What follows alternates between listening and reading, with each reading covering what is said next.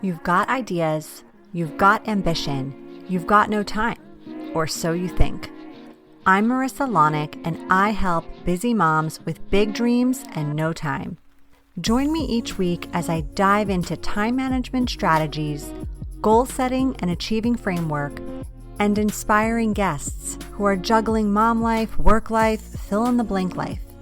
Dreams don't work unless you do, and just because you're a mom doesn't mean you can't still make it happen, whatever it means to you. Welcome to the Mama Work It podcast.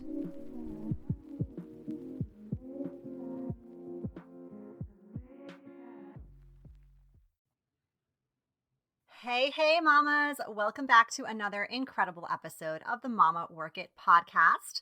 As always, I'm your host, Marissa Lonick, working mama for time momager, biz momager, helping you step into the best version of yourself, reminding you it is absolutely possible to achieve what you want to achieve no matter what season of life or motherhood you're in, and giving you the practical hacks and powerful mindset shifts to make it happen. So today I am pumped to introduce you to our guest, Olivia Herron. Olivia is the GM of Innovation at SamCart, an e-commerce platform that serves over 77,000 creators, including Yoga with Adriene, School of Greatness, and Taking Care of Babies. In her role, she empowers aspiring entrepreneurs with the tools and education they need to become successful digital creators. With a career that has spanned both startups like SmartBrief and tech giants like Meta, Olivia has a proven track record of leading teams and driving innovation in the industry. She is dedicated to championing the untapped potential of small businesses, transforming up-and-coming entrepreneurs into master sellers. Outside of her professional endeavors, Olivia is a mom of three and a passionate advocate for helping women thrive both in and out of the office. She actively encourages and inspires working moms to build careers and lives that fulfill them, embodying her commitment to support women's success. Sounds like we are definitely going to vibe in this conversation, Olivia. Thank you so much for being here. Thank you so much. I'm thrilled to be here. Yeah, well, good. So I love to ask all my guests this question, and I'm going to ask you. So give us a little more background about your story. Like, what led you to where you are? You're this high level executive, you're a proud mom of three. I want to hear about the journey a little bit more. Lots of tears. No, I actually, so I went to a liberal arts school. I was like, I'm going to be a doctor. And then I was going to be a lawyer. And then I was going to be a dentist. And then I ended up in tech.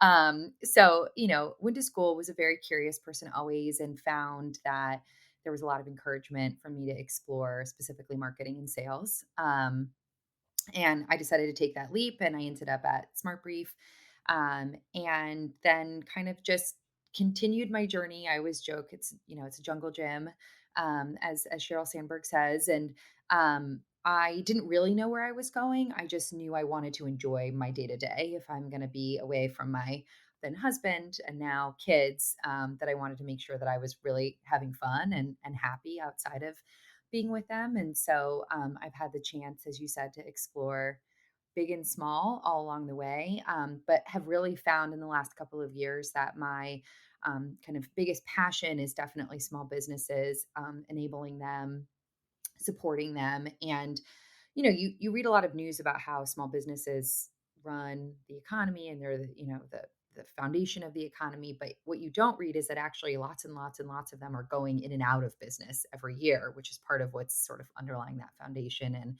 I want to make sure there's a lot more coming online that are going offline at the end of the day. So I love that work. We're super committed to it here in Austin. And I'm thrilled that I found a job that allows me to do that every day. That's amazing. Yeah, I love that.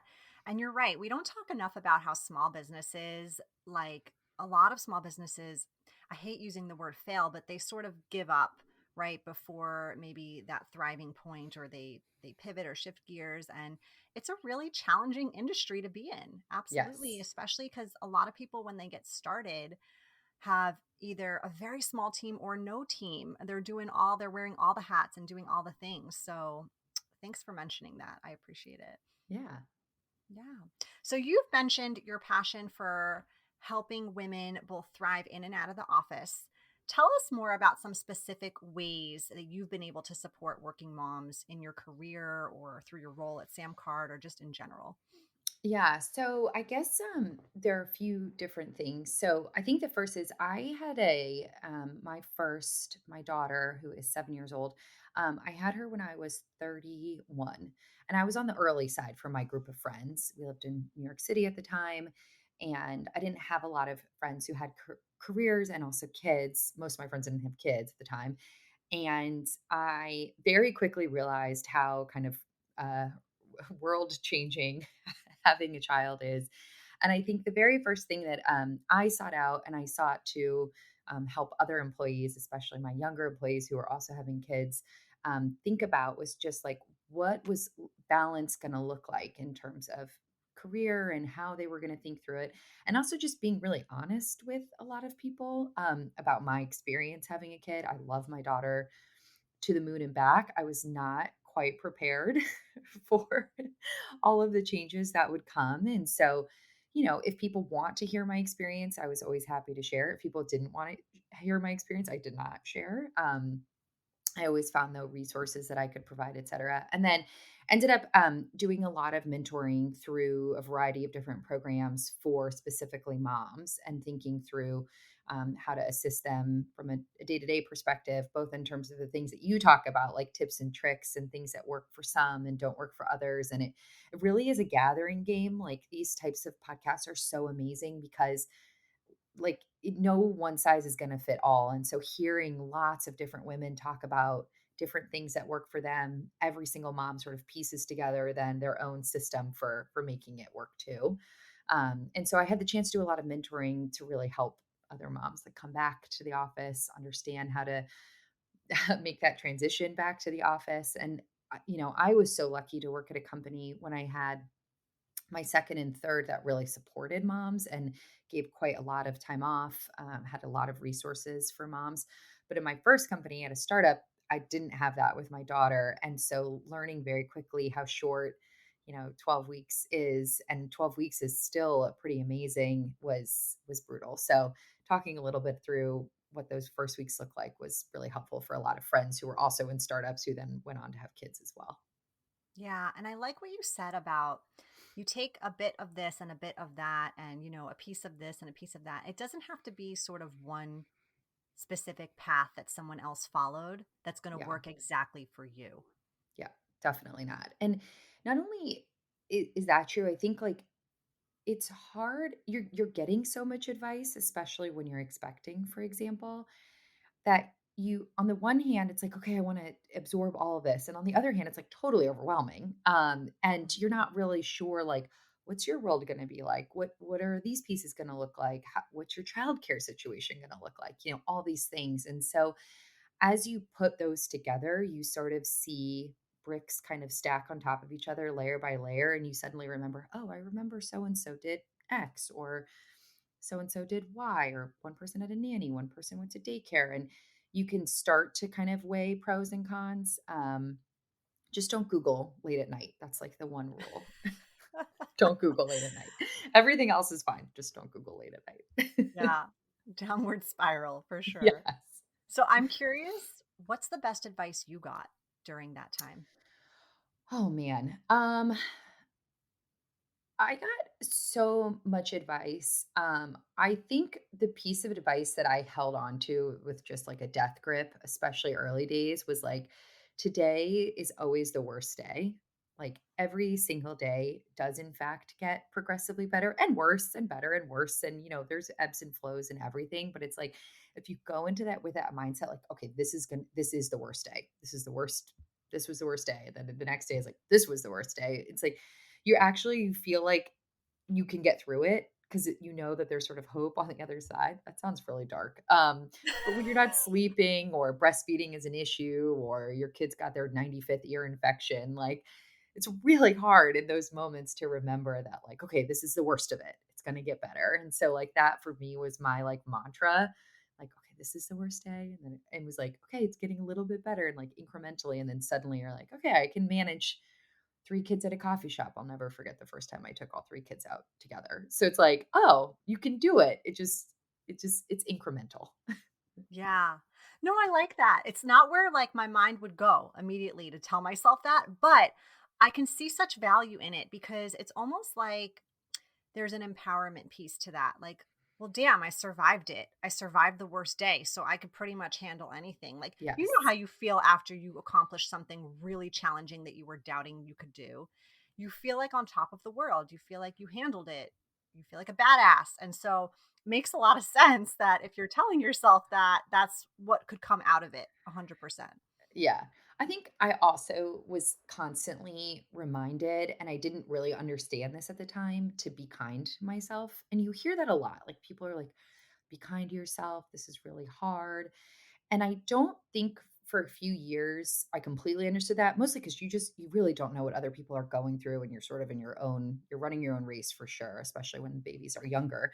Now that my kids are a little older and they're elementary school age, I am constantly reminding myself to be kind, because I do have a career. And while I love my kids, I cannot volunteer at all the PTA stuff. And I cannot be a copycat making copies. And I cannot do some of the things that other moms are lucky enough, or dads are lucky enough to get to do. And every once in a blue moon, I'll get a guilt trip from a kid who's like, why didn't you volunteer at this thing at school? And it's like, I wish I could have. I love spending time with you, but I have a job that I really enjoy. And I do explain to my kids that I enjoy being away from them, honestly, and working. And, I'll figure out some other thing that I can do to make sure that you feel like I was like present and there for it. Or remember, I am coming to this other thing. And there are a few little things I can do, but I try to keep my overall commitments to a minimum, because I am aware that just like life is a lot of commitments. And my husband is constantly reminding me to say no. So I try to be kind to myself in saying no, and recognizing that saying no is in fact a kindness to me and a Hmm. good thing for me to kind of take away every day. Yeah. And that's such good advice. I mean, I think we forget sometimes too when we are a little bit guilt ridden with, oh, I can't be at that party on this random Tuesday or whatever it is at the school, or volunteering. I love that copycat analogy. I haven't heard that yet, but yeah, like doing the tasks for the teacher and things like that.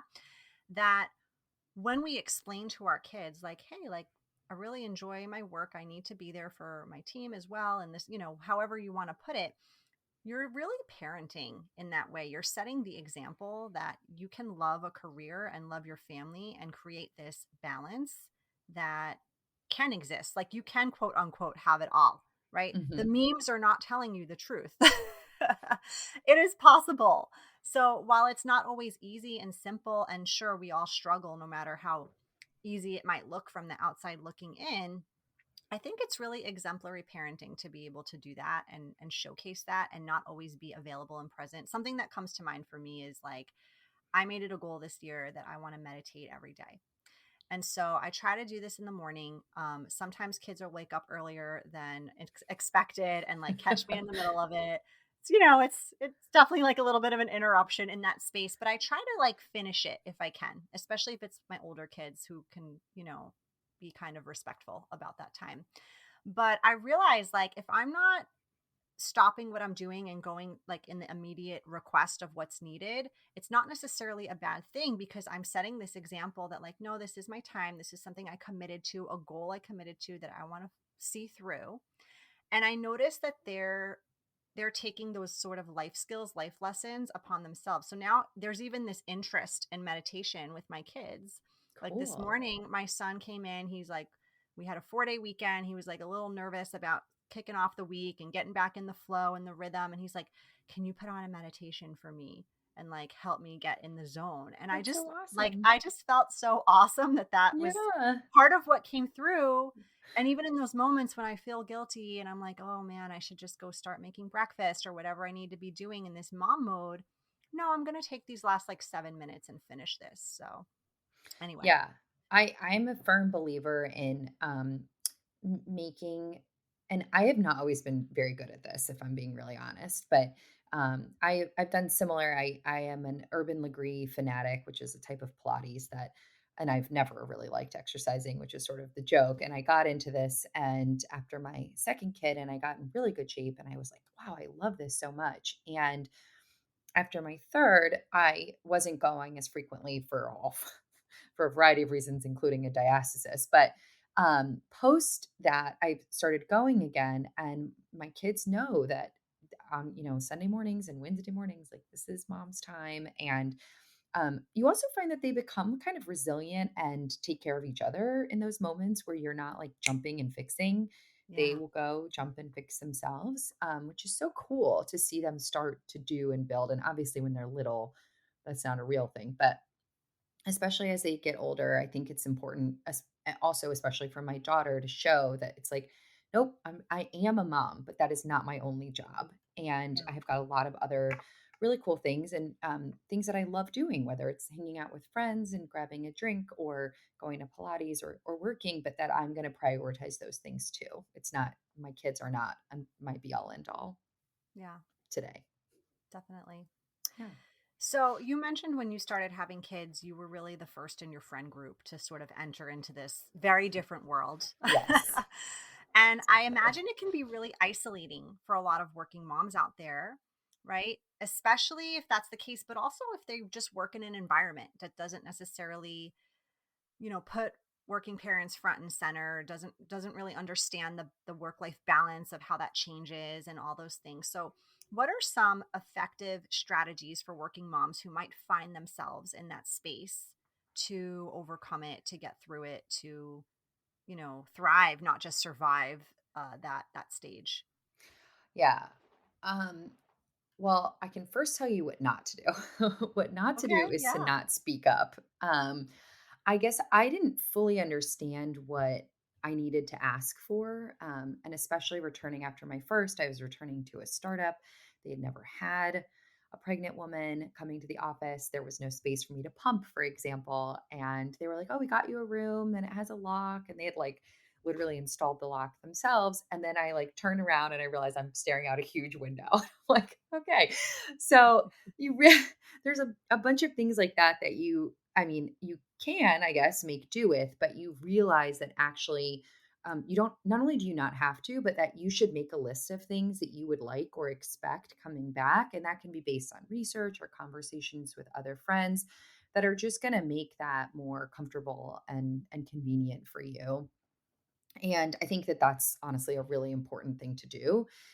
The other thing that I found, and again, I did not do this, but now I do this because I have I've had a few more babies and so more experience. But um, people really honor like things like blocks on your calendars, and I never would have thought to do that. I was like, I've got to always be available. I've got to always be available for my team. But just like we were just talking about with our kids, where you're like, you can't always be available. It's actually really important for them to understand that you're not.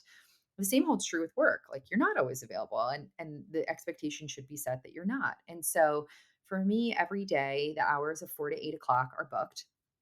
I just block them. It is time. I leave at 4. I get into work a little earlier and I go pick up my kids and we have dinner and we do bath time. And then like sometimes I'm of course back online at 8 o'clock. Sometimes I'm not, depends on the day. And I literally never get bothered. Like people might ping and say, "Hey, I know you're off, but like when you're on later, let me know XYZ." I have personal appointments on my work calendar, which is another thing that when I was younger, I would never have done. Lord knows I did not want people seeing those things. Like I have another life outside of this job. And now I coach my kids' soccer team. And so I've got soccer practice on there on Tuesdays. You'd be shocked how many people ask me, "Hey, how's soccer going? Are you liking coaching?" And it's cool to have that opportunity for real integration. Again, like awareness that like your job is not your entire life and that do in fact have other things going on and your team can be self-sufficient and figure things out on their own. And if they really get stuck or there's really a fire, of course you'll come help. But I did a bad job of setting those expectations early on. And I think that, especially I'll talk from my experience anyway. When I was younger, I didn't understand that I totally was allowed to have all of those things. That wasn't, there wasn't like a slight on me. There wasn't like an X mark on me as an employee. In fact, it made me really efficient at work and like way more, in some ways, dedicated to like being at work when I was at work and very present with what I was doing. And so I hope moms moving forward do set those expectations and they do put in those boundaries and they don't do it from a place of being scared of doing that, but they do it from a place of really empowering them in both worlds to be successful and set expectations in each arena that they can actually meet at the end of the day. Because I think you start to feel really bad as a mom when you feel like you're not meeting your expectations. And then you realize that actually you never set them. And so if you set them and you set them in a place where you can, in fact, meet them, you're going to feel a lot better about whatever it is that you're doing at the end of the day. So much goodness in that. And so relatable. So relatable. I Yes. came from a corporate background too, and I agree. Like it's challenging, but you're almost putting that immense pressure on yourself sometimes where of course sometimes it's the culture fit and all those things, but oftentimes as high achieving women, we're doing that to ourselves. Like we're Yeah. our own worst enemy in that case. And another thing I want to mention is, you're a leader in the company, and I love that you as a leader are doing this because you're setting the tone for everyone else that comes and follows, right? Or everyone on your team who might not be as senior as you, like that this is okay and this is acceptable. And so I think it really does need to stem in some way, shape, or form from leadership as well. Yeah, I agree with that. I try really hard to that comment. Like in the evenings, if I'm online after 8 o'clock, I try to schedule, for example, my Slacks to go out the next morning as opposed to that evening. Not because I care if someone's working or not, like, seeing me work, but because I don't want them feeling like, oh, this person is pinging me and I need to respond, Hmm. and being respectful of their time as well. So I do think if you're going to do it, you got to play both ways and make sure that you're mindful of that. And I think to your comment, like there's no belittling of the fact that like the world is not super kind to moms, honestly. And the world is not super kind to, people who choose to have children midway through their career. I mean, the stats are there. There's no disputing data. It is what it is. And I think that like me taking ownership of that made me feel like I was making progress against that. Not everyone will, not everyone will be in settings where they can, which is really unfortunate and too bad we can't have better policy around this. But I do hope that by like pushing people to take and be a little more empowered, that they will be more successful in doing so. And again, like we'll feel better about everything as a result. Yeah. The first thing you said earlier was what not to do is to not speak up. And I'm so glad you said that because I know that you talk about this sort of silent working mom struggle, right? A lot of Yes. working moms will suffer silently, will kind of like just stuff everything down or deal with it on their own or problem solve it themselves without reaching out for any support or help there. Anything else, any other like words of wisdom when it comes to this silent working mom struggle that you're noticing that you've probably felt, that I'm sure our listeners are feeling? Yeah, I mean, it's so funny because, the pandemic was really eye-opening for a lot of people when you were suddenly working from home and you had like a naked child over your Yes. shoulder and they were like, "What's happening?" And you're like, "I don't know. They got into the mayonnaise." That is a true story. Like it just crazy. You suddenly realize like kind of how chaotic your work is. I think for me, and back to what we were just talking about, but like that holding of personal appointments, for example, on your work calendar, and again, not all personal appointments, but like many, is an opportunity also for me to show what it's like to be a mom. So my daughter had this program about Mexico um, last Thursday. And so I had a block on my calendar because we had to like pick up all the kids and then we had to get dinner and then we had to drop her off by 5:30. And somebody was like, "What are you doing?" And I was like, "Oh, there's this program and like this is all of the work that goes into like getting my daughter to her school for this random thing," where my husband was laughing because everything sounded like and then the program was over and you were like, "Great. This is so good," Didn't hear anything. So, again, like those types of glimpses, I think, into what your life looks like honestly makes you relatable, and really helps people see what that balance is and maybe helps to quell some of the silent parenting stuff because it is hard to bring up with people who choose not to have kids. And you don't want to be in a system or an environment where you feel like one or the other is being penalized. And frankly, they both do because you may be taking time off to take care of your child, they may be working two jobs simultaneously. It's really hard balance to find. And so I think anything that can really help you have empathy with the other side, again, whether you choose to have kids or you don't have kids, is really valuable and important. And so for me, it's like that shared calendar where you can see exactly where I am at my fourth, pediatrician appointment for tubes of the month. Like like what is going on. And then people ask questions and they're, again, empathetic to what you're going through, and may make different choices about how they approach you about something, when they know and can see that information. Yeah, thank you so much. That is great advice. So transparency, vulnerability, empathy, these are the things I'm hearing is kind of like the major takeaways here on the silent working mom struggle. Yeah, and I think, I guess, maybe as the on the leadership side, you hope that your leaders are encouraging that kind of environment, which is not always true. And if your leaders are not being clear about your hope that they could or can, they may not even know that they're not, is also really helpful. And I do think we're lucky to have, all of our leadership, our parents, their dads, but their parents, and they talk openly about also needing tubes, also having something, a baseball game or a dance recital. And that type of openness, again, hopefully fosters other people to feel similarly in their ability to share. Yeah.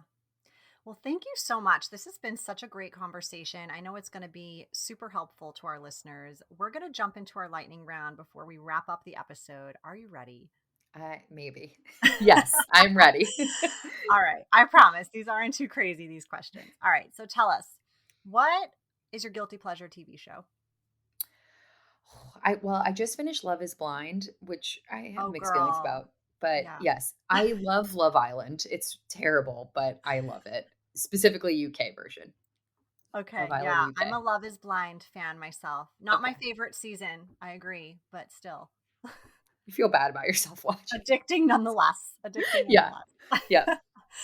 What if you could go on a vacation tomorrow anywhere in the world? Where would it be and why? Okay, I'm desperate to go to Bangkok, Thailand. I for no other reason than I love the food very, very much, and I'm just fascinated by culture and the age of things. When you're in the United States, you realize everything's from, like, 1780 basically on, in most places. And then you go somewhere like that, and there's buildings from, like, 90 like AD, and you're like, whoa. So, like, I'm fascinated by age of things like that, and I'd love to just go exploring lots of food that my children definitely would not eat, but I could eat by myself on my own, and I would love. Yeah. It is. I have been there. I went on my honeymoon to Thailand. It is such a magical place. And the I am people very are so jealous. kind and wonderful. Sometimes in like a big city when you're foreign, you're like a little on guard, you're not sure. People were so amazing there. So, Oh, that's awesome. Yes, yeah. I am dying to go. Yeah. What if you could have any superpower? What would it be? If I could have any superpower, I would be able to transport me and my family, like, anywhere in the blink of an eye. Like, I need to go to a birthday party, and you would snap and be at the birthday party, and then you need to go to see your mom in Boston. You, like, snap and you're in Boston or wherever you're going. But being Need able to to, go like, to teleport, Bangkok. yes, being able to teleport would really save so much time. Like, the worst part about traveling with kids is the travel. Like, you get there and it's fine, but it's like Hmm. 12 hours in an airport because somebody got delayed, and we had a bathroom accident one time, and all kinds of things have happened to us in airports. And it's just like, if I could teleport, it would make but also my family, everyone has to be able to teleport Yes. together. Yeah. We need it to be a family trait here. Yes, or like somebody holding my hand and then we, like, jump together. Yeah. Okay. Awesome. Well, before we end our episode, please tell our listeners where they can find you, learn more about you. Yeah, so you can find me on LinkedIn, Olivia Herron. You can check out typeset.com if you want to learn more about some of the tools and resources that we're providing to creators today, and SamCart, for kind of all your e-commerce needs as it relates to being a creator. But yeah, check me out there, and happy to always connect with anyone who wants to talk parenting. Yeah. Well, we'll definitely put all those links in today's show notes. Olivia, thank you so much. Such a great conversation. Appreciate it. Appreciate your time, energy, wisdom, and you being a guest on the show. Awesome. Thank you so much for having me, Marissa. It was great to meet you. You've been listening to the Mama Work It podcast. I hope you've enjoyed this episode and would love if you could take a quick minute to leave me a review on whichever platform you're listening from, and maybe even send a note to a fellow mama friend recommending it. Reviews and recs help this podcast grow and reach more like-minded, awesome moms. And if you haven't subscribed yet, don't forget to click that button so we can stay in touch, girl. By the way, if you haven't checked out the Mama Work It website, please do. There are lots of free resources and great articles there that can help you with the juggle of work life, mom life, wife life, fill in the blank life. So head on over. Thanks again for being part of the tribe. I'll see you soon, but in the meantime, keep on working it, mama.